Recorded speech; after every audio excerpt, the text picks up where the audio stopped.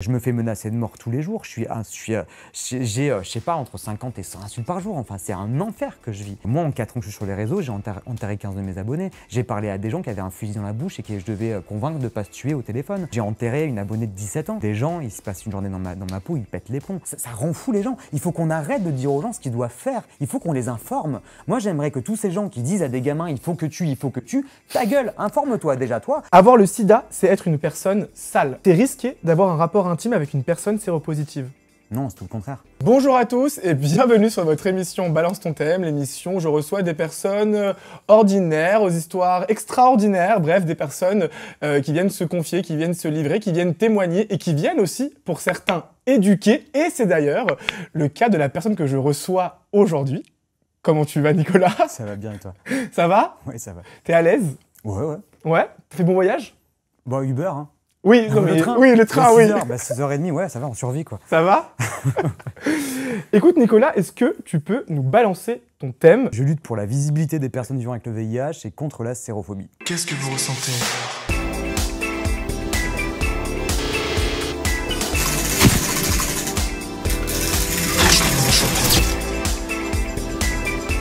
Qu'est-ce que vous ressentez?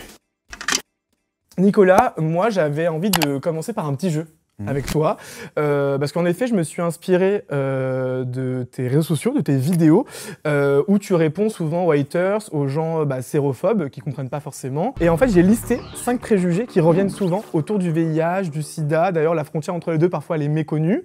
Et donc j'ai envie de te lister ces 5 clichés un à un et que tu réagisses à ces clichés-là et que tu répondes. Ça peut être soit un vrai, soit un faux, ça peut être non, pas du tout, non, c'est pas ça. Bref, tu peux rétablir la vérité. Ça te va? Ouais, ça me va. Alors, avoir le sida, c'est être une personne sale. Oh putain, il y a plein de confusions, parce que avoir le sida ou avoir le VIH, on fait déjà le cours sur la différence entre sida et VIH? Tu peux, ouais. Ok. Ah, putain. Déjà, T'es dans le bain ok. direct. Alors, on parle de PV-VIH pour personnes vivant avec le VIH. Le VIH, c'est un virus. Donc, quand on a le VIH, on a en fait une infection chronique. Et on prend un traitement pour désactiver le virus et empêcher que le virus attaque le système immunitaire et amène au sida. Donc, moi, j'ai le VIH, je suis traité, mais j'ai pas le sida. Est-ce que c'est sale? Je pense qu'il y a vraiment besoin de répondre non. Parce qu'en fait, tu sais, on entend souvent dire les gens... Enfin, tu sais, ils posent la question, est-ce que c'est clean ou pas clean? C'est un abus de langage. Mais en fait, il y a des personnes aussi qui ont une mauvaise intention en le disant, mais on a plein de tics de langage qu'il faut reprendre. T'as plein de gens qui vont te dire, oh, c'est bon, je suis clean, je suis propre, j'ai pas d'IST. Voilà. Bah non, c'est pas sale d'avoir une infection sexuellement transmissible, ça arrive à tout le monde. Et en plus, le VIH, quand il est traité, ce n'est plus une IST. Ça ne se transmet plus sexuellement. Donc... oui, ça veut rien dire. Ça veut rien dire, quoi. Bon, là, tu l'as déjà un peu dit, mais je t'avais écrit aussi, le VIH et le sida, c'est la même chose. Et ça, il y a beaucoup de confusion. Est-ce que tu peux bien nous expliquer? Il y a beaucoup de confusion, mais parce que je pense qu'aussi médiatiquement et au niveau des communications associatives, on a joué beaucoup sur la confusion, parce que je pense que le sida, c'est un mot qui fait plus peur, donc qui génère un peu, ça fait un peu plus technique. Je pense que ça génère plus d'angoisse, plus de voilà. C'est ce que je viens de dire, hein. Le VIH, c'est le nom du virus. Moi, j'ai le VIH. Le sida, c'est un peu comme la maladie, c'est pas vraiment ça, mais provoqué par le virus quand il n'est pas traité. Un peu comme le SARS-CoV. En fait, on fait tous la différence entre infection et maladie. Pour ce qu'on a vécu avec le Covid, les gens se sont rendus compte que quand tu pouvais avoir le SARS-CoV-2, et pas développer le Covid, quoi. SARS-CoV, c'est le virus, le Covid, c'est la maladie provoquée par le SARS-CoV. Complètement. C'est risqué d'avoir un rapport intime avec une personne séropositive? Non, c'est tout le contraire. Les personnes je pense que dans la tête des gens, de beaucoup, parce qu'on ne nous a pas appris à réfléchir le VIH, on nous a appris à se méfier, faire attention, se juger. Et personne en fait n'a vraiment appris à réfléchir autour de ça. Si on réfléchit bien, une personne séropositive, c'est pas quelqu'un qui a le VIH. Une personne séropositive, c'est quelqu'un qui a le VIH et qui est dépisté. Le problème, c'est pas ceux qui sont dépistés, c'est ceux qui ont le VIH mais ne le savent pas. Enfin, c'est pas eux le problème, c'est le fait de ne pas savoir qu'on est séropositif. Sauf que comment t'appelles ça? Comment t'appelles quelqu'un qui a le VIH mais qui ne le sait pas? Est-ce que c'est un séropositif? Non, parce qu'il n'a pas fait de sérologie. Est-ce qu'il est séronégatif? Non, parce qu'il n'a pas fait de sérologie. En fait, il est séro-ignorant ou séro-incertain, mais on n'a pas ça. Donc ça reste un danger alors? C'est dans toute épidémie, ce qui est compliqué, c'est que l'épidémie, enfin que les infections, le virus, il va circuler, on ne va pas s'en rendre compte. Donc le danger, c'est de ne pas se faire dépister. Complètement. On peut donc, encore... une personne séropositive, tu couches avec quelqu'un qui est dépisté, quoi. Oui. Encore une fois, il est traité, donc il ne peut pas le transmettre. Ok. On peut encore mourir du sida? on mourra toujours du sida, c'est pas... bien sûr, si c'est traité, non. Mais on meurt toujours du sida. Il y a à peu près 700 000 morts du sida par an. En France, je pense qu'on est entre 200 et 400 morts du sida par an. Il faudrait voir les chiffres parce que je pense que c'est ceux de 2021. Mais une personne qui vit avec le VIH, qui est dépistée, qui est traitée à temps, non, elle va vivre sa vie normalement. Même une personne qui est dépistée en phase sida, ça arrive encore beaucoup, une personne sur 3 est dépistée en phase sida, elle a des chances de sortir de la phase du sida et de revenir à une infection chronique du VIH avec un traitement qu'elle prendra, qui ne servira pas à la soigner, mais à contrôler l'infection pour qu'il ne développe pas un nouveau sida. Alors, on peut sortir de la phase sida, mais pas forcément sans séquelles. C'est-à-dire que si on a développé des maladies graves, ou par exemple quelqu'un qui a une infection à l'œil, qui a perdu la vue, il ne va pas récupérer la vue, quoi. C'est une évidence, quoi. Donc on peut avoir des handicaps qu'on garde à vie, des maladies opportunistes, et on peut aussi garder une immunodéficience ou une sorte de, je ne sais pas si c'est le bon terme médical, mais moi j'appelle ça une cicatrice immunitaire. Mais tu as des personnes qui ont connu une phase sida et qui ont récupéré la totalité de leur système immunitaire aussi, je connais. Donc c'est pour ça qu'il faut se faire dépister avant que ça arrive. Et on ne le dira jamais assez. Dernier préjugé, cliché, Nicolas. Les personnes séropositives ne sont pas assez représentées dans les films et les séries. Bah oui. Cite-moi un film, un film qui ne montre pas les années 80 avec des gens qui crèvent du sida, qui sont le plus souvent des hommes homosexuels blancs. Donc, tu veux dire que quand on les montre, c'est toujours dans un même côté, quoi. C'est toujours la même chose. C'est toujours l'hypersexualisation du monde homosexuel. Ça va être toujours l'homosexuel blanc qui crève du sida. On va jamais te parler... on va jamais te... Alors oui, moi je vous conseille de regarder Pause.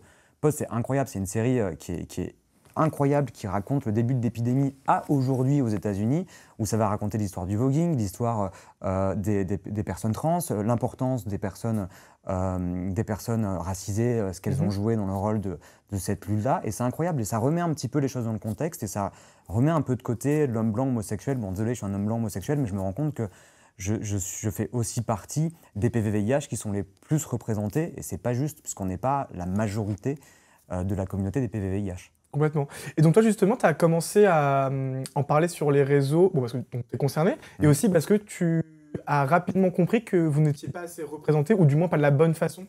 J'ai pas vraiment eu le choix en fait, d'aller sur les réseaux, parce qu'au début, je voulais être bénévole dans des associations.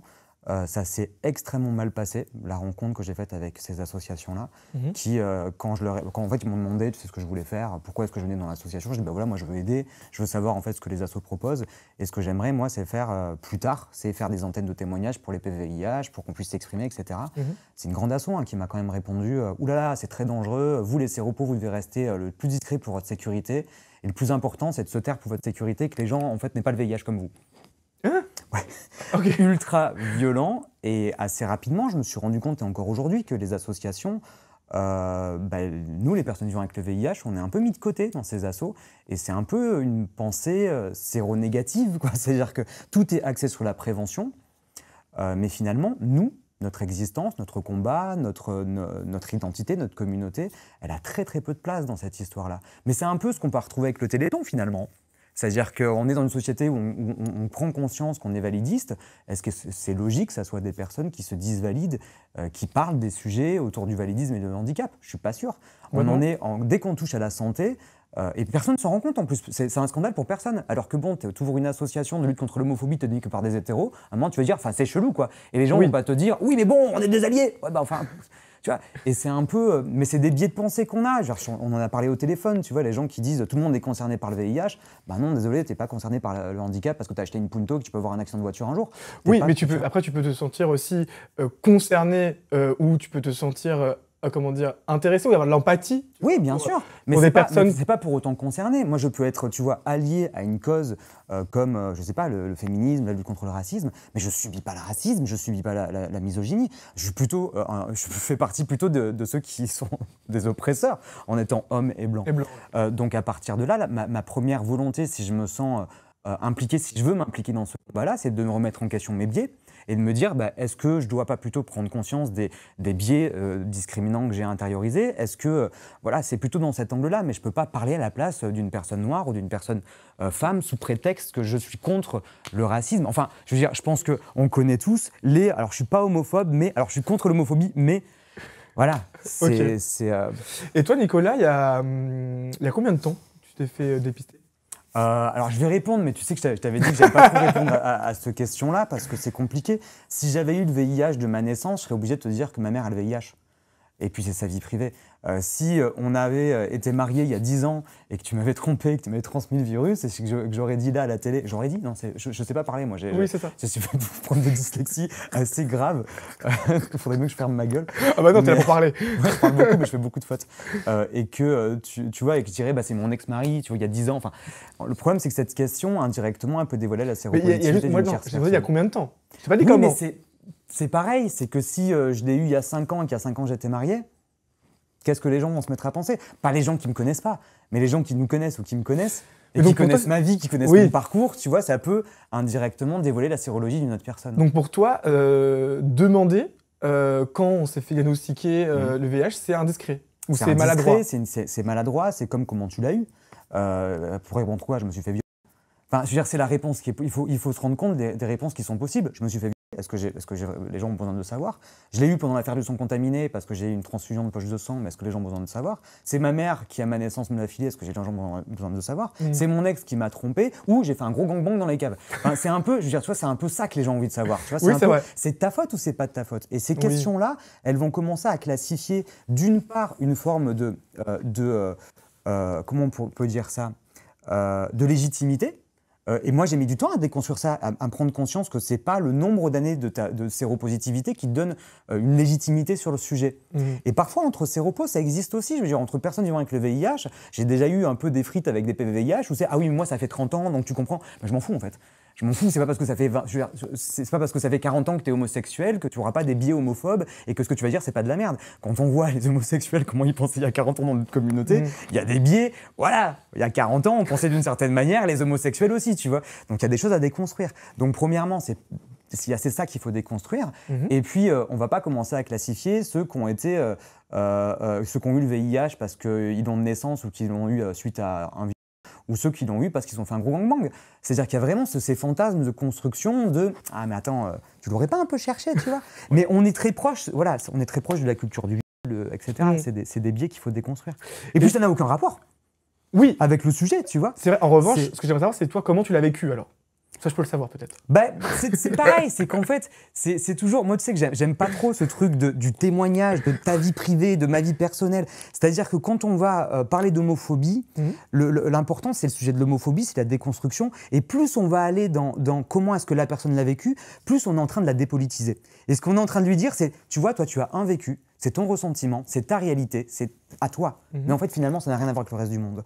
Or, ce qu'il faut, c'est aussi dire mais attends, on n'est pas là pour parler d'un témoignage de ma vie privée, on est là en fait pour parler d'un sujet qui est le VIH, qui est la sérophobie et qui en fait qui est un discours qui est politique. Oui, mais... Et plus tu donnes des outils, tu vois, qui sont de l'ordre de la vie privée, et plus les gens vont te dire ah oui mais ça tu vois c'est toi, c'est ou à l'inverse peut-être qu'ils vont être d'autant plus intéressés par ce que tu vas dire après s'ils comprennent mieux qui tu es. Bien sûr, mais dans ce cas-là, c'est à moi de décider quand est-ce que je parle de ma vie privée. Bien tu sûr. vois, c'est-à-dire que c'est là où parce que quand la personne pose cette question-là, tu sais pas trop, tu vois, où est-ce que ça va aller et puis on te le dépossède, ça te retire. Et puis c'est ces questions qui sont, est-ce que tu vas demander comment est-ce que tu as vécu le fait que tu as découvert ton homosexualité à 10 ans, alors qu'en fait la réalité c'est plutôt qu'est-ce que tu as subi. Parce que quand tu apprends que tu as le VIH, c'est pas tellement comment tu le vis toi, c'est que la société te fait vivre un enfer. Moi en fait très vite, je vais te répondre et puis de toute façon quand tu apprends que tu as le VIH aujourd'hui, tu te rends compte très vite qu'il y a une pression sociale qui est immense et qu'en réalité, je pense que les séropos le savent, mais les homos le savent aussi, toutes les personnes qui font partie d'une minorité, le monde entier te casse les couilles avec ça, c'était 2 minutes, quoi. Et tu te rends compte que ça prend beaucoup de place, quoi. Donc c'est les autres, c'est ça? C'est les autres. C'est, je veux dire, moi j'ai appris que j'avais le VIH, j'en ai parlé très facilement. Vraiment très facilement, j'en ai parlé dans mon entourage, à mes potes, à ma famille. C'était délirant entre les gens qui étaient à s'effondrer, à chialer et à me prendre dans les bras comme si j'allais mourir, ceux qui ont disparu de la circulation ont arrêté de me parler, ceux qui ont commencé à m'insulter, à me menacer. J'ai perdu quasiment la totalité de mes amis qui sont partis. Enfin, ça a été genre la guerre civile, quoi, tu vois. Et en fait, c'est pour ça que c'est bizarre. On dit comment tu l'as vécu. C'est Non mais toi, tu tu l'as... T'as pas la place, t'as Non, mais pas le temps. Toi, oui, mais ce que tu me dis, c'est que toi, en vrai, ça va, mais c'est le regard que les autres ont Mais- porté sur ce VIH Ouais, mais en qui fait, t'a tu fait peux- du mal. Tu peux même pas savoir parce que c'est tellement chaotique, c'est tellement catastrophique que j'ai mis 10 ans avant de me poser cette question-là de finalement comment moi je voulais le vivre. Parce qu'en réalité, tout ce que j'ai fait, c'est en fonction des autres. Mais même l'homosexualité. Comment demander à un homo comment tu as vécu ton homosexualité il y a 20 ans avec une société ultra homophobe? En fait, ça dépend de ton environnement en réalité. Ah oui, bien sûr. Et finalement, la question, c'est plutôt voilà, qu'est-ce qui s'est passé dans cet environnement-là? C'est vraiment voilà, cette question des pressions sociales et de l'environnement. Mais t'as dit que t'as perdu quand même des proches. Ouais. Ça, tu l'as forcément mal vécu. Ou peut-être à un moment donné, toi, tu t'es dit, ah bah merde, pourquoi je mérite ça? Ou ah bah là, effectivement, ça va être compliqué pour moi. T'as pas eu peur à un moment donné aussi? Bah ouais, mais c'est une évidence. C'est-à-dire, tu reçois des lettres de menaces de mort chez toi, des potes qui disparaissent, tu te fais cracher à la gueule quand tu mets un pied en boîte de nuit. Bah bien sûr, c'est ultra violent. Mais tu te rends compte que ça t'appartient plus en fait. C'est-à-dire que tu es devenu quelque chose, tu es devenu une sorte de mythe qui a pris une réalité, un peu un genre de vampire. On a découvert qui était Dracula, tu vois. Il y a vraiment quelque chose de cet ordre-là, parce qu'en réalité, c'est qui les séropos? Ils sont où? Tu vois, je dirais quelque chose de genre un peu caché, quoi. On fait chier tout le monde avec ça, on fait flipper tout le monde, et en fait, tu auras autour de toi, je dis, mais ils existent ces gens-là, je dirais, on est où, tu vois? Mais ça fait très peur. Et puis, tu as plein de mythes, plein de mythes très ancrés dans la tête des gens. Tu sais, nous, on met des seringues dans les sièges de cinéma pour infecter les gens. On met nos sangs dans les bananes dans les supermarchés. On infecte les gens pour se venger parce qu'en fait, on souffre tellement d'avoir le VIH. On peut partager aux autres notre voilà, souffrance. ce qu'on kiffe, c'est de dire, bah tiens, je pourrais prendre un traitement et vivre toute ma vie tranquillos. Mais non, moi, ce que je vais faire, c'est pas prendre de traitement, c'est contaminer le max de gens et puis crever du sida à la fin de la semaine. Enfin, c'est un délire complet. Mais tu parles aussi de fantasmes autour du VIH. C'est tout ça, en fait, c'est toute cette ignorance qu'ont les gens et qui parfois s'y poussent à cette violence, c'est ça? Oui, bien sûr. Mais je vais te dire, on serait visible, ça va pas changer. Hein. Je veux dire, les homosexuels, on est de plus en plus visibles, l'homophobie existe toujours. Hein. Les femmes ont toujours été visibles. Hein. Oui. Le sexisme est là. En fait, je pense que c'est pas qu'une question de déconstruction aussi, c'est de se rendre compte qu'il y a vraiment l'oppression, elle existe vraiment. Et qu'il y a des oppressions, c'est pas simplement une question oh, les pauvres, ils sont pas informés. Non, il y a vraiment des personnes qui assoient un système oppressif et qui veulent garder une forme de puissance. Et donc, il faut aussi lutter contre ça. C'est pas que l'éducation. Et c'est contre ça aussi que je veux aussi lutter, c'est de nous remettre dans une position d'éducateur, de pédagogue. C'est hyper relou de se dire, attends, on se fait insulter, menacer de mort, cracher à la gueule, traiter comme des merdes. Est-ce qu'on devrait faire pour rendre l'appareil, c'est être gentil, comprendre, se mettre à la place de notre agresseur et leur faire leur éducation. Mais enfin, moi, je suis pas payé par Santé publique France pour faire l'éducation des gens. Moi, je veux bien jouer Oui, tu le fais rôle. quand même un peu sur les Je réseaux. le fais, mais bien sûr, mais parce que j'ai envie aussi d'apprendre aux gens, etc. Mais je suis pas obligé. Je pourrais très bien lutter sans faire de la pédagogie. Moi, j'aime bien apprendre les choses parce que j'ai appris plein de choses et que j'ai envie de transmettre, mais c'est parce que c'est quelque chose qui me plaît. Et puis franchement, je mériterais d'être payé pour le faire. En plus, vu ce que tu reçois parfois aussi ouais. comme insulte, Ouais, même comme propos sérophobe. oui. Parce que même ce terme sérophobe, moi, je t'avoue, j'avais jamais entendu, tu vois. Comme quoi, je suis vraiment aussi peut-être dans l'ignorance. Et donc, les propos sérophobes, c'est un propos qui va venir attaquer une personne séropositive. Mais est-ce que c'est le propos qui est sérophobe ou est-ce que c'est l'intention qui est sérophobe? Alors moi, je suis partisan de dire que l'intention, on s'en fout. La discrimination, elle se joue pas dans l'intention, dans la tête des gens et des oppresseurs. Parce qu'en fait, c'est un biais qui est quand même assez violent. C'est-à-dire qu'en fait, on va te dire que tu es victime d'une oppression. La seule chose qui compte, c'est qu'est-ce qui s'est passé dans la tête de ton oppresseur. Mais qu'est-ce qu'on en a à foutre? Ce qui est important, c'est qu'est-ce qui s'est passé pour la personne qui est opprimée. Je veux dire, quand tu mets une gifle à quelqu'un, tu vas pas te demander, oui, mais qu'est-ce qu'il a fait pour finalement qu'il mette la gifle? Tu vois, oui, mais la gifle, on sait que c'est un acte volontaire.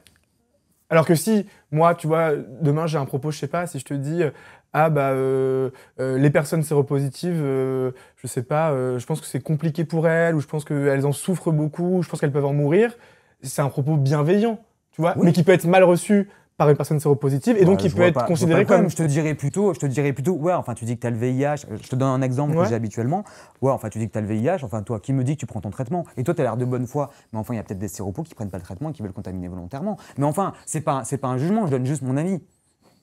Voilà, c'est-à-dire que là, on est dans la projection, on est dans des choses qui mettent du temps à déconstruire, parce que le moment que tu es en train d'expliquer à la personne, enfin, je donne un exemple avec le Covid. Période de Covid, tu sors dans la rue. Enfin, je veux dire, tu vas dans une soirée, tu mets pas de masque et tu vas te dire, je fais confiance aux gens. Par contre, ce qui me fait peur, c'est que si jamais quelqu'un a le SARS-CoV et qui veut me le transmettre volontairement, bah mon couillon, tu sais que tu es en période d'épidémie, enfin tu sais que le SARS-CoV il circule, tu n'as pas besoin d'avoir des personnes qui veulent te transmettre volontairement pour que le virus circule. Pourquoi est-ce que le VIH, ça serait une exception? Pourquoi est-ce qu'avec le VIH, ça serait le seul virus au monde que si tu le chopes, c'est parce qu'on te le transmet volontairement? Dans la tête des gens, le VIH, on te le transmet volontairement.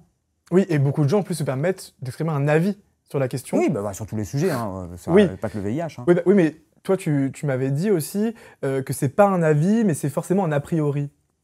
Ah bah quelqu'un qui donne, enfin quelqu'un qui va te dire c'est mon avis, mais la capitale de Paris c'est Monaco, c'est de la connerie, c'est pas son avis, enfin, il connaît rien. Le mec, on a des gens qui s'éduquent pas, qui cherchent pas à comprendre, qui s'y intéressent pas, et qui en fait ont une fulgurance de pensée, et expriment cette fulgurance au nom de la liberté d'expression. Et ils te disent c'est un avis, non, c'est un a priori. Et ils te disent c'est bien, hein, tu parles, tu donnes, enfin, réfléchis un peu, parce que c'est bien de penser et d'avoir des fulgurances de pensée, mais à un moment c'est pas tout juste de les cracher comme ça et de se dédouaner des répercussions que ça va avoir. Tu peux pas, tu vois ce que je veux dire, que si tu donnes ton avis sur absolument tous les sujets sans réfléchir, etc., bah, tu vas tomber dans la case de l'a priori et forcément que ça va avoir des conséquences. Mais je vais te dire un truc con, sans parler de discrimination sur des sujets qui sont sensibles, parce que souvent les gens ils pètent les plombs là-dessus. T'as fait, je sais pas, tu fais du piano depuis 10 ans. Et tu rencontres un pote qui n'a jamais fait de piano de sa vie, qui n'a jamais vu un piano de sa vie, qui n'en a rien à foutre et qui va te dire « Ah, moi je vais te donner un avis sur les pianistes, c'est ce que c'est faire du piano. » Oui, je veux dire, Et que d'un coup, il te sort tout un tas de conneries et il te dit, tu comprends, parce que toi, quand tu fais vibrer la corde avec le... Et que là, tu dis, non, mais ça, c'est du violon. Non, mais attends, rien à foutre, moi, je te donne mon avis. Non, mais tu dis de la merde, en fait. Et c'est là où les gens se vexent, c'est que te disent, oui, mais j'ai quand même le droit de... Mais non, mais... En fait, oui, c'est que forcément, il faut être concerné pour parler, selon toi. Mais non, il ne faut pas être concerné pour parler, mais tu dois parler forcément de ce qui te concerne. Tu ne peux pas parler d'un sujet qui ne te concerne pas, d'une situation qui ne te concerne pas. Tu vas forcément à un moment dire de la merde. C'est-à-dire, si tu veux, moi, mon père est mort de l'hépatite C. Je ne vais pas parler à la place des gens qui ont l'hépatite C. Et je ne suis pas légitime de parler à la place de mon père. Par contre, bien sûr que j'ai connu mon père, il est mort, etc. Je peux témoigner à ma place. En tant que fils tu vois, de quelqu'un qui a souffert de l'hépatite C et de l'affaire du sang contaminé, etc. Mais je ne peux pas lui prendre sa place. On peut pas... On n'est pas des pions, on ne peut pas, tu vois, se mettre dans la peau des uns et des autres et d'un coup, je vais parler au nom des femmes et parler des... Maintenant, si je veux parler de la lutte contre la misogynie, etc., bien sûr que je peux en parler. Il faut que je fasse attention à ce que je dis, parce que j'ai mes propres biais, mais je vais rester à ma place. Nicolas, j'aimerais qu'on voit une vidéo ensemble. Ouais. Ça te va? On va la regarder. Ayez un peu de bienveillance, ayez un peu d'écoute, tendez un peu l'oreille. Ouais, égoïste de ouf, tu préfères quoi? Que je partage? Tu veux que je sois généreux, Samar? Tu veux que je te file mon VIH? Égoïste, regardez-vous dans la face, regardez-vous dans le miroir et vous verrez il est où l'égoïsme. Mais bien sûr qu'il y a des personnes qui te jugent pas. Mais si t'as quelqu'un qui est tabassé et qui se fait tabasser, tu vas pas lui dire il y a des gens qui te tabassent pas. Exactement, si ça se transmet pas, il n'y a pas à prévenir. Haine, redescends. Hein. C'est vous qui me cassez les couilles tous les jours sur mon live. Hein. Et sur mon compte. Hein. Moi, je devrais pouvoir faire de l'information normalement sans être insulté ou sans être menacé de mort. Bon, c'était le... Ouais, violent. Je suis tombé dessus par hasard et je me suis dit, tiens, je vais capturer l'écran. Mais en fait, là, je vois une personne, enfin Nicolas, très énervé et limite qu'on peut plus se justifier tout le temps. Bah, c'est plutôt, je sais pas si tu as déjà vu mes lives, moi je suis quand même patient pendant pas mal de temps, mais à un moment c'est compliqué, tu pètes les plombs quand tu te prends Salcidaïque va crever, je te mets une balle dans la tête, et qu'en fait ça fait 2 heures que c'est en boucle, ça s'arrête pas, et qu'en fait ça te pourrit les lives, à un moment tu pètes les plombs. C'est insupportable. Après, moi c'est mon quotidien, hein. Moi depuis ce matin j'ai déjà reçu à peu près 50 insultes. Hein. Donc, oui, c'est ça. Peut-être c'est une question naïve, mais peut-être que moi à ta place, j'aurais arrêté. Tu vois, je me serais dit, bah oui, je veux bien, je veux éduquer les gens, je veux militer pour la cause qui me concerne et qui me tient à cœur, mais ça me cause trop de tort ou ça me fait trop de mal. Et en plus, bah, je suis pas payé. Enfin, oui, mais j'en suis pas là. Moi, encore une fois, je suis pas un militant qui veut éduquer, qui veut faire avancer les choses. Moi, j'ai la rage. Je suis, si tu veux, comme n'importe quelle personne d'une communauté qui s'en est pris plein la gueule et qui à un moment dit, ça suffit, puis on va se battre. Je suis dans une notion de lutte, je suis pas dans un truc bienveillant, d'écoute et de pédagogie. Oui. Et de bah ça on l'a vu, oui. Fuck off, quoi. Fuck off les gens. Je suis pas. Mais tu penses que c'est possible aujourd'hui de faire entendre certaines vérités à ceux qui ne connaissent rien? Je pense que oui. Je pense qu'en l'espace de 4 ans, j'ai quand même 300K d'abonnés, j'ai une communauté hyper bienveillante qui me soutient derrière, j'ai fait plein de passages à la télévision, j'ai fait plein de rencontres, il y a plein de projets, je trouve que, ouais, mais ça je pense que c'est grâce au Covid. Je pense que le Covid, les gens sont un peu mis à se dire, tiens, il faut peut-être un peu réfléchir à ce que c'est une épidémie et comment gérer une épidémie, même émotionnellement, dans nos relations, etc.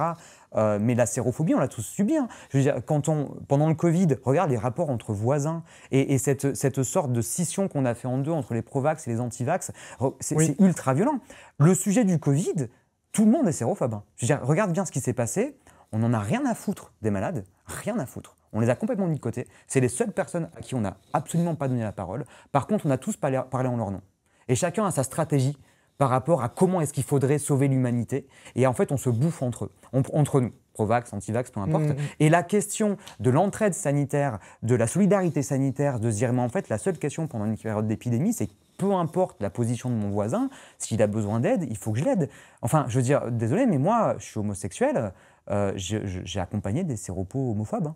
Enfin, je veux dire, à un moment où le sujet de la santé, le sujet voilà, c'est qu'à un moment, il faut se poser des questions, il faut prendre conscience qu'une crise sanitaire, si on n'est pas dans l'entraide sanitaire et si on n'est pas capable de dépasser toutes les violences sociales pour se dire, OK, là, il faut faire du collectif, faire une stratégie collective et il faut mettre de côté un peu...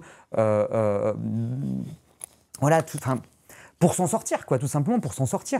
C'est pas, on fait pas de tri dans la santé. Et tu parlais aussi du fait que toi, effectivement, en 4 ans, tu vois des résultats et on te suit beaucoup et de plus en plus, tu fais pas mal de plateaux télé aussi, d'interventions médiatiques. Donc c'est qu'effectivement, en tout cas, selon toi, selon ce que tu observes, les choses avancent. Est-ce que ça serait pas aussi grâce aux campagnes de sensibilisation Absolument pas. Je savais que tu allais me dire ça. Absolument Parce que c'est pas. vrai que parfois, on voit des bribes de campagnes. T'as déjà une campagne qui t'a appris quelque chose, toi ? Honnêtement, non. T'as déjà une campagne qui t'a appris ce que c'était un Cégide ? T'as déjà une campagne qui t'a appris ce que c'était le TPE, la PrEP, qui t'a appris combien de semaines il fallait attendre pour faire un dépistage, Rien. Les campagnes... Alors moi, ce que je trouve affreux dans les campagnes, c'est que c'est fascisant. C'est des campagnes de prévention. C'est quoi fascisant ? C'est fasciste. C'est fasciste, c'est-à-dire que quand tu pars du principe que c'est de la faute des gens, qu'il faut les responsabiliser et qu'il faut les éduquer parce qu'en fait, ils font n'importe quoi, excuse-moi, mais enfin, on n'est pas très loin tu préviens pas les gens. La prévention, c'est pas un mode de communication. La prévention, c'est une stratégie.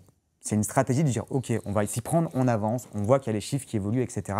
On sent qu'il y a des choses à faire. Donc voilà, c'est ça la prévention. C'est OK, on va mettre en place quelque chose de préventif pour essayer de gérer la situation. Et pour pouvoir avoir une méthode préventive qui est efficace, tu dois faire de la communication. Cette communication, elle doit être informative, elle doit faire de la sensibilisation. Prévenir, c'est pas sensibiliser et informer. C'est 3 choses différentes.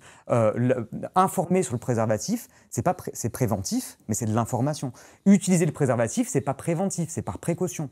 C'est des outils de précaution. Et tout ça, il faut le séparer. Parce que quand tu vas simplement dire aux gens, là, tu fais n'importe quoi, arrête de faire n'importe quoi, prends-toi en main et sois responsable, ce que tu vas lui dire, c'est que tant que tu n'as pas le VIH, bah, tu es responsable, c'est bien. Si un jour tu l'as, tu es responsable de l'avoir. Tu n'as pas fait ce qu'il fallait. Et même si c'est pas volontaire, mais c'est ce que disent les mots.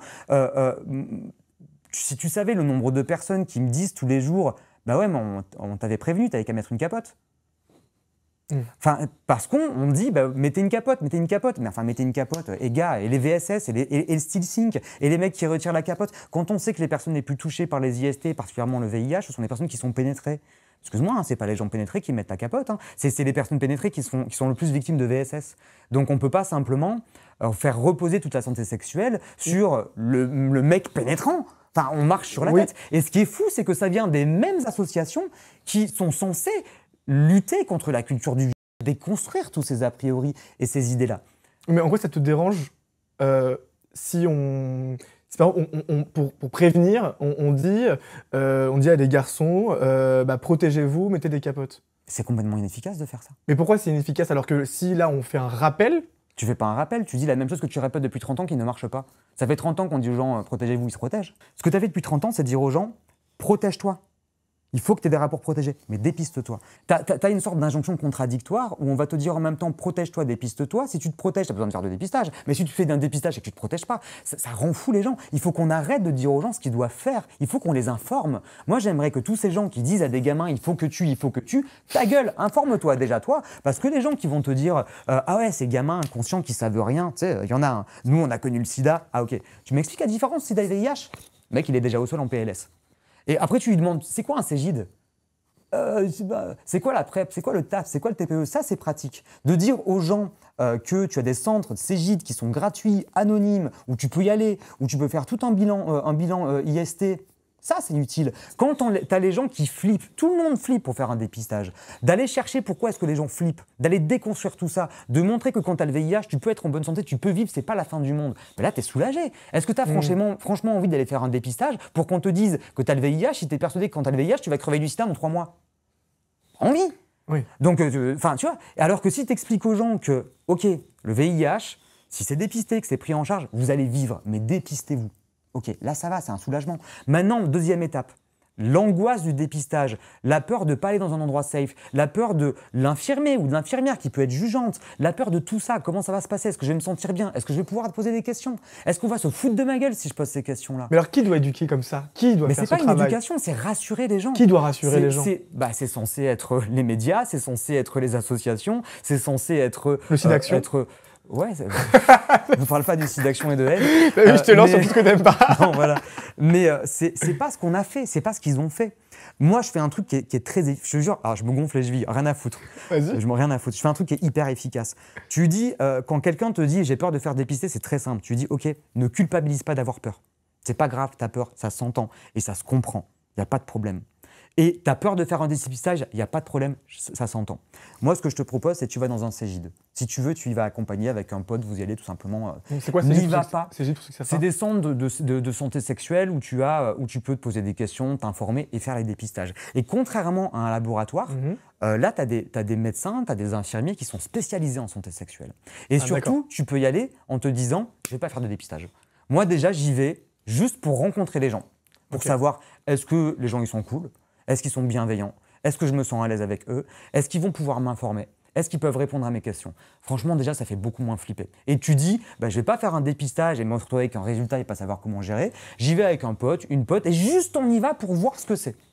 Tu y vas une fois, tu te sens à l'aise, tu y vas une deuxième fois, et si tu as besoin d'y aller 45 fois pour pouvoir te faire dépister, vas-y 45 fois. Et si tu as besoin de les faire chier pendant des heures, à leur poser des questions pendant des heures pour que tu te sentes à l'aise, c'est leur putain de taf. Tu peux pas forcer un gamin, et même n'importe qui, à se faire dépister s'ils sont en danger et s'ils ne se sentent pas à l'aise. La première chose, c'est qu'il faut qu'on se sente en sécurité, qu'on se sente safe et qu'on se sente avec des professionnels où on sait que si jamais c'est positif, ils vont pouvoir répondre à nos questions. Mais finalement, toi, tu te trouves à faire un travail que tu ne devrais pas faire alors? Comme toutes les communautés, hein. Est-ce que c'est pas aux communautés normalement à lutter? C'est la responsabilité de l'État, c'est la responsabilité des médias. Les médias, ils préfèrent jouer sur tout ça pour faire de l'audimat, quoi. Et après d'expliquer que c'est de la faute des réseaux sociaux. Donc là, tu parles de SIDAction. En particulier, pas particulièrement. Il y a SIDAction, il y a Aide. C'est pas des assos qui... Voilà, SIDAction, c'est une asso de financement. Donc, ils n'ont pas de responsabilité particulière. Ils financent des associations et après, les assos font leur job. Oui. Le problème, c'est que vu que SIDAction, c'est un financeur, je ne sais pas si on dit ça comme ça, les assos, elles ont bouche et main liées. Tu vois, c'est-à-dire que je trouve que c'est pas... Je trouve qu'il y a quelque chose qui ne va pas parce qu'il y a plein d'assos que j'ai rencontrés qui n'étaient pas forcément d'accord avec les campagnes que faisait SIDAction, mais elles n'osaient pas le dire parce qu'elles sont financées par SIDAction. Donc, je trouve que quand même, il y a un truc qui ne va pas dans ce mécanisme-là. Et SIDAction a un peu le monopole des médias, tu vois. Oui. Donc du coup, comment est-ce qu'une petite asso, elle se fait entendre? Aide, c'est un mastodonte qui est séparé, qui est indépendant, qui a tout le monopole. Bon, on se retrouve avec ces deux gros mastodontes-là, et quand finalement, toi, tu es une personne vivant avec le VIH et que tu dois te faire entendre, tu fais quoi? Et tu fais comment? Et tu te dis, est-ce que c'est vraiment normal que ces associations qui en fait parlent de VIH, finalement se retrouvent à être deux gros mastodontes qui ont toute la place. Je ne dis pas qu'il ne faut pas aider SIDAction, hein. C'est très bien ce qu'ils font. Et mais il ne faut pas alors que ça. Non, il ne faut pas que ça. Il ne faut pas qu'ils aient le monopole. Il n'est pas censé avoir de monopole. Et normalement, ils sont censés, quand tu te rends compte que tu commences à avoir un monopole, bah, tu es censé distribuer. Moi, je sais que j'ai un monopole sur TikTok. Je passe ma vie à parler de toutes les personnes qui parlent de VIH sur les réseaux parce que c'est ma responsabilité. Parce que, en fait, bah, je parle d'Andrea Mestre, je parle de Geneviève, je parle de Tony qui n'est pas une personne concernée mais qui parle régulièrement du VIH et qui est un allié. Je parle de Yannick qui est une personne vivant avec le VIH en Suisse et qui fait de la communication. Tu distribues. Ce sont des gens qui ont un petit peu moins de visibilité que moi. D'accord. Et moi, je sais que je suis celui qui a le plus de visibilité, je distribue. Enfin, et tu vois, et je réoriente. Et puis en plus, c'est nécessaire. Moi, je sais pas si tu as remarqué, mais je suis pas une femme noire. Donc, si tu veux parler de la condition des femmes noires séropositives, moi, voilà, tu vas pas te retrouver en moi, quoi. Oui, non, surtout si tu es hétéro. Moi, je suis un homme blanc, homosexuel, voilà. Enfin, je suis non-binaire, mais on ne veut pas faire chier avec ça maintenant. Mais donc, bah, forcément, je parle avec une personne qui est séropositive, qui est une femme, qui est noire. Je la redirige vers Andrea Mestre ou Geneviève parce qu'elle va se retrouver dans son histoire. Elle va pouvoir mieux, tu vois, prendre des informations. C'est normal, quoi. Qu'est-ce que tu penses de la communauté LGBT sur le sujet de la séropositivité ? Alors, la communauté LGBT, pour moi, ça n'existe pas. C'est très récent. La communauté LGBT, elle n'existe quoi depuis le Covid ? T'as jamais eu vraiment de lesbiennes, de bi, de trans, d'inter qui se sont mis à réfléchir ensemble. T'as surtout eu un monopole des hommes homosexuels qui ont monopolisé toute la communauté LGBT, qui a parlé au nom de tout le monde pendant 40 ans. Pourquoi ? Parce que quand le sida est arrivé, on a fait une fixation sur l'homme gay et que l'homme gay a monopolisé complètement l'histoire du VIH et on a complètement oublié de dire qu'il y avait des femmes séropositives, qu'il y avait des hétéros séropositifs, qu'il y avait tout ça, quoi. On a monopolisé là-dessus.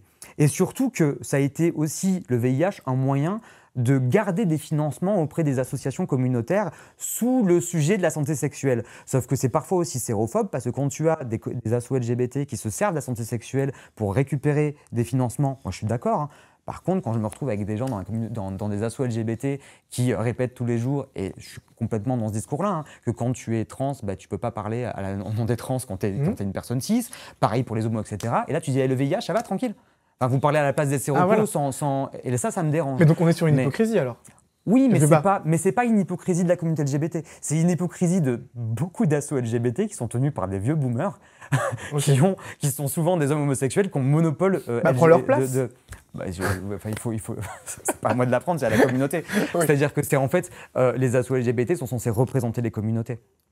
Et il faut que les communautés se retrouvent dans leurs associations-là. Sauf que les communautés, aujourd'hui, elles s'expriment où ? Pas via les assos, mais via les réseaux sociaux. Mais justement, moi sur les réseaux, tu vois, je vois plus une communauté LGBT qui milite pour des droits des hommes trans, pour les droits des hommes homosexuels, machin, mais on parle pas des gens qui ont le sida ou le VIH. C'est très récent.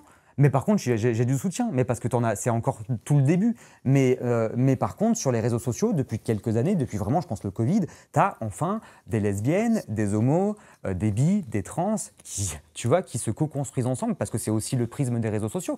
Quand tu es engagé sur les réseaux sociaux et que tu vas faire du contenu qui va avoir de la visibilité, il va passer comment dire, le filtre des communautés.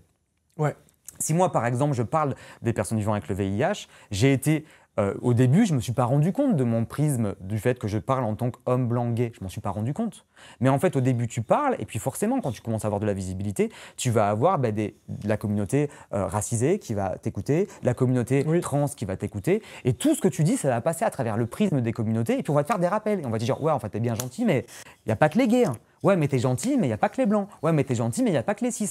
Et finalement, tu te rends compte que sur les réseaux sociaux, tu es obligé de prendre en compte toutes les communautés. Mais c'est compliqué. Ouais, mais c'est hyper enrichissant. C'est-à-dire que finalement, c'est déjà dur d'appartenir à une communauté si en plus tu dois. Ouais, mais si tu veux lutter, il faut bosser. Hein. C'est-à-dire que lutter, c'est pas simplement dire oh là là, tu vois, ça va pas. Il faut aussi réfléchir. Parce que finalement, les hommes homosexuels qui luttent contre l'homophobie, si en fait tu n'écoutes que ceux à qui on donne la parole, tu vas écouter que des hommes blancs gays. Mais finalement, on va mettre de côté les noirs homosexuels, on va mettre de côté les musulmans homosexuels, on va mettre de côté... Et tu peux te retrouver avec des blancs homosexuels pro-RN qui t'expliquent que c'est des arabes qui pètent la gueule au PD. Et finalement, tu peux te retrouver à la base avec un combat qui est contre l'homophobie, mais qui se retrouve ultra raciste et ultra islamophobe. Donc c'est pas parce que tu subis une discrimination que tu n'en reproduis pas d'autres, même dans la lutte contre ta propre discrimination. Et c'est ça qui est enrichissant, c'est de se rappeler qu'en tant qu'homosexuel, je ne peux pas lutter que contre l'homophobie de ceux que subissent les hommes blancs, etc. Bien sûr, mais tu as déjà quand même beaucoup à faire concernant le VIH et le sida. Et en plus, tu travailles à côté. Enfin, tu vois, tu milites comme tu le dis, t'es politisé. Enfin, c'est du taf, c'est de l'énergie. Bien sûr que c'est du Pourquoi tu vas te rajouter d'autres causes? Mais c'est pas d'autres causes. C'est pas, si tu veux, en soi, je ne suis pas sensible que contre la sérophobie. Si à un moment, en fait, quand tu t'engages, c'est parce que tu supportes pas les injustices. Je vais pas comment faire à faire du tri et à dire bon allez, j'en ai rien à foutre du racisme et puis moi je vais me concentrer sur la sérophobie parce que dans ce cas-là, je vaux pas mieux que les gens qui me discriminent. C'est-à-dire que parce que je me retrouve parfois à lutter contre dans un combat contre une personne qui par exemple est sérophobe mais subit du racisme. Je vais pas commencer moi aussi, tu vois, à aller rien à foutre, tu vois, de mes biais racistes, parce que dans ce cas-là, tu te rends compte que je peux pas demander aux autres de faire un travail que moi je vais considérer que je n'ai pas à le faire. Et puis quand tu luttes contre une discrimination ou contre une injustice, t'es pas supérieur aux autres. La première chose que tu te rends compte quand je pense que tu milites de manière sincère contre une injustice, c'est que le premier oppresseur que tu connais, c'est toi. C'est-à-dire que la première personne, moi j'ai pas commencé à militer, enfin j'aime pas ce mot-là, mais j'ai pas commencé à réveiller mon injustice en me disant que je suis pas une victime moi. Hein. Moi je suis mon premier oppresseur. Je suis pas contre eux. Alors moi voilà, j'ai pas envie de ressembler contre certains potes à moi qui sont de ma génération à dire ouais on lutte contre la transphobie c'est pas bien, on n'a jamais été transphobe. Moi je suis un gros transphobe, je suis un gros raciste, je suis un gros homophobe. Je suis tout ça en moi. Je viens d'une éducation transphobe, homophobe, raciste, etc. Et travailler pour ne plus l'être. Mais je pourrais jamais te dire que je suis pas raciste. Jamais de la vie. Je peux même pas te dire que je suis pas homophobe ou pas sérophobe. C'est-à-dire que j'ai des biais sérophobes. J'ai des biais homophobes et je m'en rends compte tous les jours parce que tous les jours, je vais rencontrer des personnes séropositives qui ne sont pas dans ma situation, qui sont une autre situation. C'est-à-dire que je ne connais pas la situation d'une personne séropositive à la rue. Oui, mais ça ne fait pas de toi quelqu'un de sérophobe. Mais être discriminant, c'est pas être quelqu'un de mauvais dans l'âme. Quand quelqu'un discrimine, ça ne veut pas dire qu'il n'est pas valable humainement.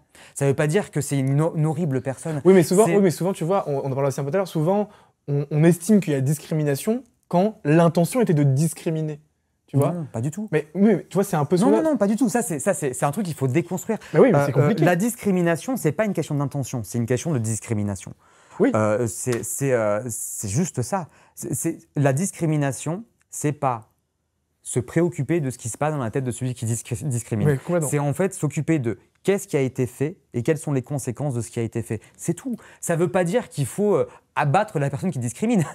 Après, tu as une différence. Tu as des personnes qui discriminent qui sont sciemment malveillantes et tu as des personnes qui discriminent qui ne s'en rendent pas compte. Mais c'est deux sujets différents. Tu as des personnes et je vais te dire, hein, les personnes malveillantes sont malveillantes. Hein. Oui, tu vois, elles le sont. C'est vrai. Elles n'ont pas besoin de se servir du racisme ou de l'homophobie pour être des gros cons. Et faire du mal. Faire du mal, elles le sont simplement, quoi. Mais moi, je sais très bien que j'ai eu l'éducation d'une personne cis, même si j'ai mis très longtemps à me rendre compte que voilà, j'étais plus sensible à des questions de non-binarité, etc. J'ai eu des propos transphobes et je pense que j'en aurai encore aujourd'hui dans ma vie. Et il ne faut pas avoir honte de le dire. C'est un premier pas, de se rendre compte, de se dire, ben voilà, attends, c'est quand même ultra chelou de dire comme ça, moi je blesse jamais personne.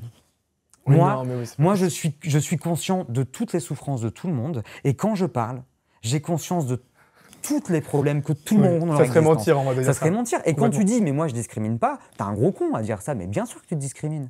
Et c'est ok, c'est pas ok de discriminer, mais c'est ok de s'en rendre compte. Oui, d'en avoir conscience. Et d'en avoir conscience. C'est important, comme toi. C'est tout, voilà. C'est pas, on vit ensemble, quoi. C'est vrai. C'est du collectif. Nicolas, j'ai un petit jeu encore à te proposer. Ouais. Pour terminer un peu sur ça. Alors, je sais que t'aimes pas trop l'exercice du témoignage, mais là, c'est un petit jeu qui permet normalement de partager un peu ses émotions, donc un peu de sa personne finalement. En fait, je vais te faire jouer à ma roue des émotions. Nicolas, je t'explique. En fait, j'ai repris une théorie qui se fait déjà en psycho et en sociologie. En fait, ils ont associé donc une couleur à une émotion. Moi, j'ai simplifié un peu tout ça, mais tout en associant une couleur à cette émotion qu'ils avaient proposé ces sociologues et psychologues. Donc, ce que je te propose en effet, c'est de tirer cette roue, de me lire les mots sur lesquels tu es tombé et effectivement me dire à quoi te renvoie cette émotion, à quel souvenir.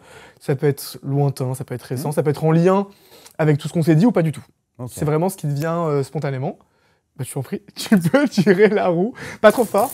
Ah, très bien. Ça va là ? Bah, c'est bon. Ah, confiance. Bah ouais, mais c'est pas vraiment une émotion, c'est pas vraiment un souvenir, c'est plus c'est plus des disputes enchaînées où tu as des gens chaque fois qui me disent mais il faut que tu dises que tu as le VIH, c'est une question de confiance. Ou alors la sexualité c'est une question de confiance, tu vois. La base d'une relation c'est la confiance. Ça c'est un truc qu'on me dit tout le temps. La base d'une relation c'est la confiance, il faut tout se dire. Et C'est intéressant juste sur le VIH quand tu dis ouais il faut le dire parce que si, en gros pour être digne de confiance il faut le dire à notre partenaire. Ça c'est vrai? Bah non. Il faut pas forcément le dire à la personne avec qui on tu couche? le dis parce que tu fais confiance, c'est pas l'inverse. Et la confiance ça se mérite. Tu offres pas la confiance au parfait inconnu. Quand les gens te disent la base d'une relation c'est la confiance, t'as raison. Alors attends, juste moi, 2 minutes. On va parler de tes ex, 3 secondes. Juste fais-moi, tu vois, juste une petite historique de comment ça s'est passé avec tes ex. Et puis raconte-moi comment ça s'est passé avec les ex de tes potes. La plupart des relations, elles sont foireuses. Enfin, la plupart du temps, on se fait éclater la gueule dans les relations amoureuses. Non, la base d'une relation, et c'est ça qui est dingue, c'est quand c'est quelqu'un de 15 ans qui me le dit, bon, je me dis pourquoi pas, tu vois, il a encore, tu vois, les papillons au ventre et tout. Mais quand c'est quelqu'un qui a 20 ans, 30 ans, 40 ans, tu dis, ok, t'as pas vécu. La base d'une relation, c'est la méfiance. Enfin, gars, tu rencontres la quelqu'un, méfiance, mais bien sûr. Mais attends, toi, tu rencontres quelqu'un, après les jours, tu donnes les clés de ton appartement, tu donnes les clés de ta carte bleue. Mais non, non, pourquoi? Parce que tu te méfies.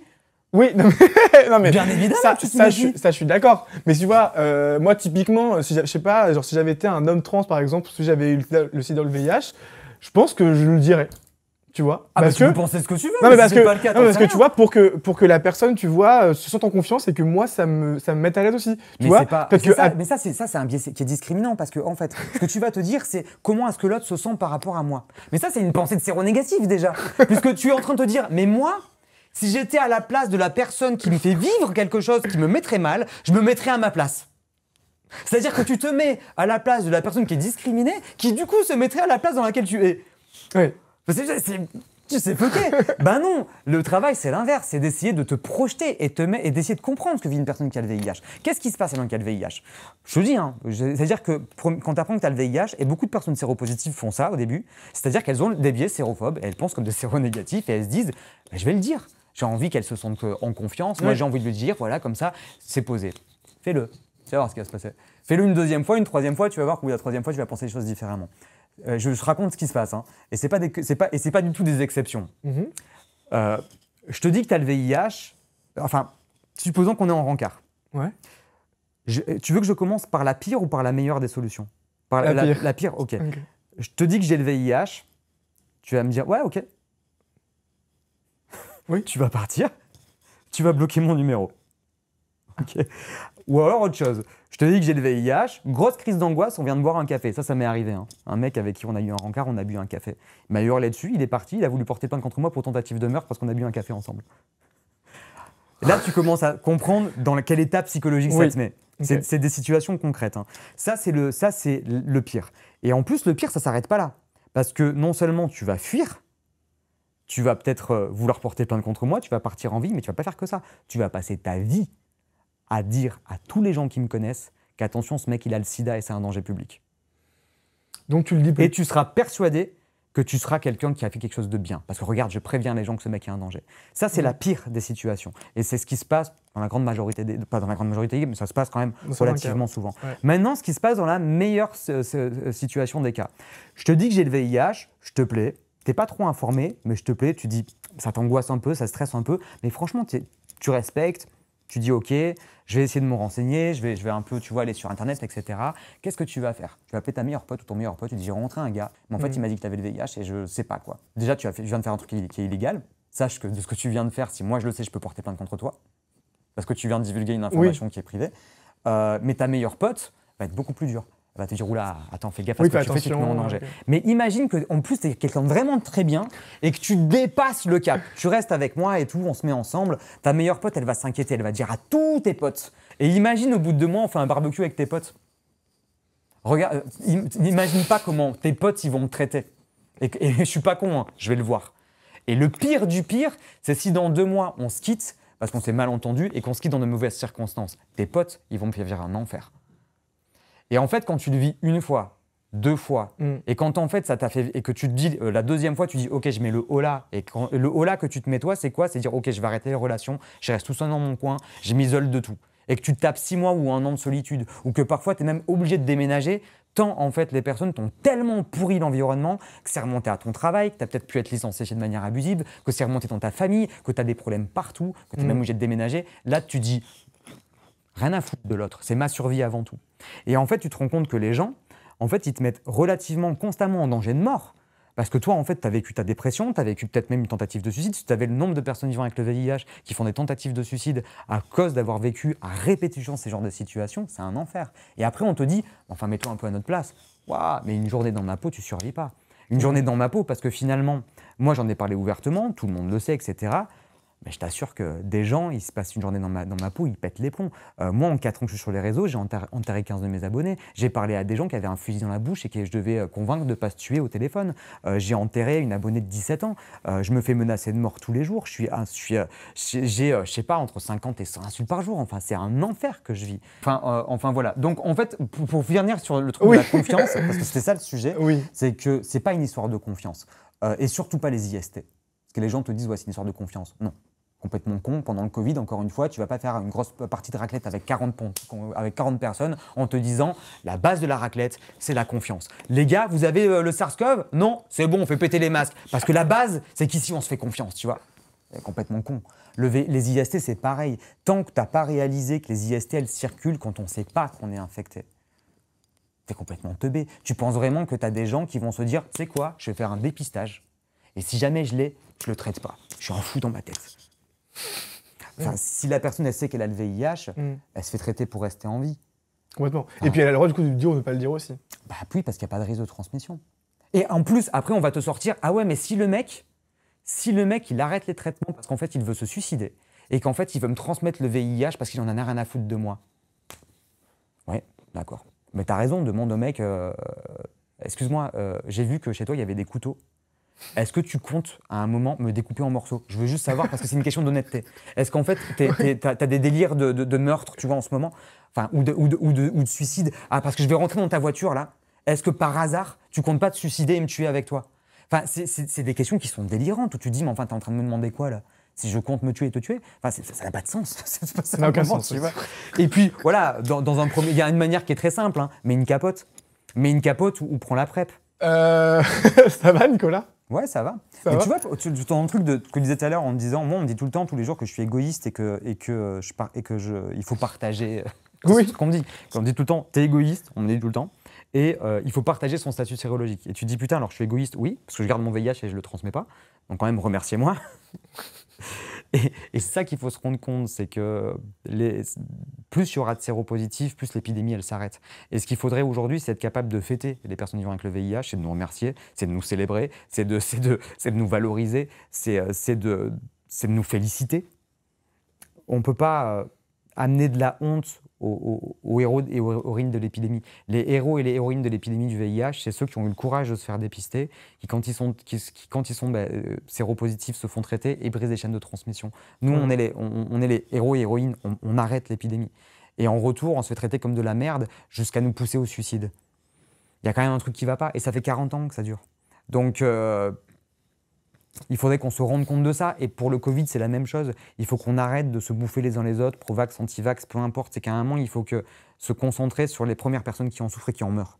Et c'est ça le plus important. Le plus important, c'est faire en sorte de ne pas se détester et faire en sorte d'aider tout le monde. Moi, j'aide des personnes qui, quelques mois auparavant, me sortaient que le sida n'existait pas, que le VIH est un virus pour tuer les Noirs. Je m'en fous, en fait. Je m'en fous. Même si tu es complotiste, tu dois être aidé. Et tu ne mérites pas d'être... Enfin bon. Mais je voulais toi te lancer sur un message de fin, mais voilà, c'était, je trouve, un super message de fin. Ça. Non, mais c'est bravo les séropos. Très bien. C'est mon nouveau slogan. Bravo les séropos. Tu vas le tatouer ou pas celui-là? Peut-être. En tout cas, merci à vous d'être arrivés jusqu'au bout de ce témoignage. Moi, en tout cas, j'ai appris plein de trucs. Merci Nicolas. Tu sais qu'on a voulu tatouer les séropositifs? Comment? Tu sais quoi? Pardon, je suis là-dessus parce que t'as parlé de tatouage. Mais tu sais qu'on a voulu enfermer les séropos dans des camps et qu'on a voulu nous tatouer? Jean-Marie Le Pen voulait créer des centres, des camps de sidatorium, qu'il appelait des sidatoriums, et enfermer les sidaïques. C'est de là devient le terme sidaïque. Sidaïque, c'est un terme de l'extrême droite. D'accord. Qui vient de cette idée d'enfermer les sidaïques dans des camps de sidaïques.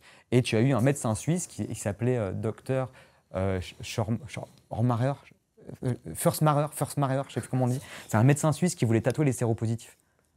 Voilà, c'est Ah une note ouais, de non, fin. mais, Juste pour dire, tu vois, on en est là, super quoi. fin du coup. Non mais bref, merci en tout cas Nicolas du coup quand même pour toutes ces informations et celle-ci en plus d'ailleurs. Merci à vous d'être arrivé jusqu'au bout de ce témoignage. Enfin, même pas un témoignage de Non. comment dire de ce. Mais j'ai plein de trucs à dire encore. Hein. Tu veux des trucs, attends, tu veux des capsules genre rapides genre, Il y a trucs Alex un qui peu- m'attend en bas. Ah, Bref, merci pour je sais pas ce discours militant et engagé. Même si t'as pas le mot militant. Mais bref, merci à vous donc d'être arrivé jusqu'au bout de cette vidéo. N'hésitez pas à vous abonner, à liker, n'hésitez pas également à le partager car je pense en effet qu'il est important d'éduquer, de sensibiliser et d'informer pour éviter tout comportement effectivement discriminant ou tout simplement méchant. Et moi je vous dis rendez-vous la semaine prochaine pour un nouveau témoignage, une nouvelle personnalité et encore plus de partage et d'histoire, de tout ce que vous voulez. Ciao, bisous bisous. bisous. Qu'est-ce que vous ressentez?